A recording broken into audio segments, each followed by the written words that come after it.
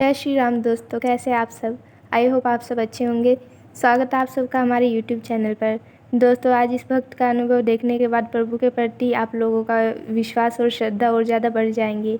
आइए जानते हैं इस भक्त पर ऐसा कौन सा संकट आया था और कैसे हनुमान जी ने इनकी सहायता की। चलो स्टार्ट करते हैं। सब भक्तों को राम राम। मैं अपना नाम गुप्त रखना चाहती हूँ। मैं पंचकुला हरियाणा से हूँ।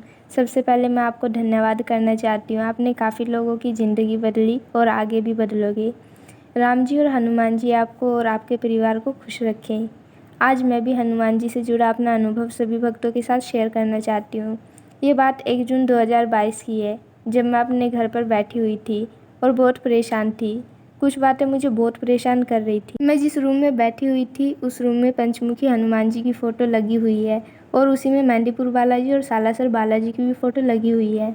मैंने आपकी वीडियोस को कुछ दिन पहले ही देखना शुरू किया है। मैं यूट्यूब पर कुछ देख रही थी, तब आपकी वीडियो सामने आई और उस दिन से मैंने आपकी वीडियोस को देखना शुरू किया। मैंने देखा कि आप भक्तों के अनुभव को शेयर करते हैं। तो उस रात घर पर कोई नहीं था, घर वाले कहीं गए हुए थे। मुझे उस टाइम बहुत अजीब लग रहा था, तो मैंने अपने मन की बात हनुमान जी से बोलनी शुरू की और मैं बोलते बोलते रोने लगी। एक बात और बतानी थी आपको, मैं बहुत सी बातें अपने तक ही रखने वाली लड़की हूँ। पता नहीं मुझे ऐसा क्यों लगता है जैसे किसी को अपनी बात बताऊँगी तो वो उसे किस तरह से लेगा और मुझे जज करने लगेगा। तो इसलिए मैं अपनी बातें किसी को नहीं बताती। बस अब बताती हूँ तो वो मेरे हनुमान जी को, जिन पर मुझे बहुत विश्वास है। उस दिन अपनी सारी बातें बताने के बाद मैंने हनुमान जी को बोल दिया, भगवान जी अब मुझे कुछ नहीं पता। आप अब मुझे मेरे पूरे परिवार के साथ सालासर बालाजी या कष्टभंजन हनुमान जी या मेहंदीपुर बालाजी दर्शन के लिए बुलाओ। मुझे कहीं भी चलेगा, तीनों में से कहीं भी, आप बस हमें बुला लीजिए दरबार में। ये मैंने अपने फ़ोन में नोट्स में लिखा था। आज भी वो मेरे पास ही लिखा हुआ पड़ा है। फिर पता नहीं क्या हुआ, एक दिन मेरी मौसी का कॉल आया। वो जयपुर में रहते हैं। उन्होंने कहा 11 जून को उनके बेटे का जन्मदिन पर सुंदरकांड का पाठ रखा है और सबको बुलाया है। मेरी मम्मी ने मुझे पूछा कि तू चलेगी। एक तरफ मुझे अपने एग्ज़ाम्स की भी चिंता थी जो जुलाई में शुरू होने वाले थे। ऐसे ही करते करते तारीख आ गई 10 जून और हम 11 जून को जा तो नहीं पाए, लेकिन हमने 13 जून को जल्दी टिकट बुक करवाई ऑनलाइन। पता नहीं कैसे हो रहा था ये सब, लेकिन मैं बहुत खुश थी। और हाँ, 14 जून को जब हम निकले थे तब हमारी ट्रेन की टिकट वेटिंग में थी। जब हम रेलवे स्टेशन पर पहुँचे तब वहाँ हमें एक टिकट चेकर मिल गया। उसने हमसे बस ऐसे ही पूछ लिया कि ट्रेन किस साइड से आएगी।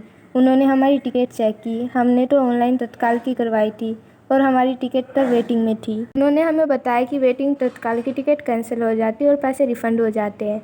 हम सभी उस टाइम टेंशन में आ गए थे कि अब तो घर से निकल गए जयपुर के लिए। हमने तो सोच लिया था कि घर से अब हम लोग जयपुर जाएंगे, सालासर बालाजी और खाटू श्याम जी के दर्शन करेंगे। अब हमने जल्दी से डिसीज़न लिया और हमने काउंटर से जनरल डिब्बे की टिकट ले ली और हम लोग निकल गए जयपुर के लिए। शायद हनुमान जी हमारी परीक्षा ले रहे थे, ये लोग सच में दर्शन करना चाहते हैं या फिर ऐसे ही। हम लोग सफल हुए उस परीक्षा में। हम 15 जून को वहाँ पहुँच गए। हमने 18 जून के लिए टैक्सी बुक करवा ली थी। वो दिन शनिवार का था और मेरे मम्मी पापा की मैरिज एनिवर्सरी भी थी। मैं बहुत खुश थी क्योंकि जो 1 जून को मैंने लिखा था फ़ोन के नोट्स में वो सब सच हो रहा था। तो अब 18 जून की बात बताती हूँ। उस दिन सुबह सुबह निकल गए थे हमने पहले खाटू श्याम जी के दर्शन का प्लान बनाया था, तो उसी के साथ हमने सुबह के 10 से 11 बजे तक खाटू श्याम जी के दर्शन कर लिए थे। बहुत अच्छा लगा था वहाँ पर। मैं पहली बार गई थी। उसके बाद वहाँ के दर्शन करने के बाद हम लोग चल पड़े सालासर दरबार की ओर। हमने पहले वहाँ राम जी और अंजनी माता के मंदिर जाकर दर्शन किए और फिर हम गए सालासर बालाजी के मंदिर की तरफ। वहाँ हमने पहले बालाजी महाराज के लिए प्रसाद लिया और हम चलते गए मंदिर की तरफ। जैसे जैसे मंदिर की तरफ जाते गए वैसे वैसे मेरे रोंगटे खड़े होते रहे। बहुत ही पॉजिटिव एनर्जी फील हो रही थी वहाँ। अब हम मेन मंदिर में आ गए थे। बस कुछ ही दूर थे हम बालाजी के दर्शन करने से। पता नहीं वहाँ मुझे क्या हो रहा था, पहले तो रोंगटे खड़े हो रहे थे और हम जय श्री राम बोलते गए। जब बालाजी का मैंने दर्शन करने के लिए उनके मेन दरबार पर पैर रखा, मेरी आंखों से आंसू आने लगे। मुझे रोना आ रहा था। जो मैंने कुछ टाइम पहले हनुमान जी को बोला कि बुला लो भगवान दर्शन के लिए, प्रभु ने मेरी वो इच्छा पूरी की। अभी ये सब लिखते हुए भी मेरे रोंगटे खड़े हो रहे हैं, मेरे आंसू रुक नहीं रहे हैं। मेरे घर वाले पूछते रहे क्या हुआ, लेकिन मैं उस टाइम नहीं बता पाई। लेकिन वहाँ का दिव्य दरबार बहुत ही अलग था। वहाँ जाकर मैं सब कुछ भूल गई, बस मुझे दर्शन हो गए, मैं उस बात से खुश थी। वो दिन हमारा पूरा पॉजिटिव ही गया। वो 18 जून 2022 हमेशा याद रहेगा। प्रभु के प्रति मेरा विश्वास अब और पक्का हो गया है। मैं पिछले साल मई के महीने से हनुमान चालीसा, हनुमान अष्टक, बजरंग बाण, राम स्तुति रोज़ पढ़ती हूँ। ये सब मैंने अपने घर वालों से ही सीखा है। मेरी ज़िंदगी बदल गई ऐसे रूटीन में आने के बाद। बहुत पॉजिटिव एनर्जी फील होती है। मैं आपके चैनल के माध्यम से सबको बोलना चाहूँगी कि आप कुछ करो या ना करो, आप अगर दिन में एक बार हनुमान चालीसा पढ़ लेते हो तो आपकी ज़िंदगी सही रास्ते पर आने लगेगी। ये मैं गारंटी के साथ कह सकती हूँ, हनुमान चालीसा से सारी टेंशन गायब हो जाती है। तो देखा दोस्तों, आपने प्रभु के लिए श्रद्धा और विश्वास, प्रभु के प्रति तड़प आपको प्रभु के और पास ले जाती है। सच्चे दिल से प्रभु का स्मरण करे, देखना सब कुछ सही हो जाएगा। हमारे प्रभु बहुत दयालु है, अगर हम उन्हें सच्चे दिल से बुलाते हैं तो वो ज़रूर आते हैं। तो एक बार ज़ोर से बोलो, जय श्री राम, जय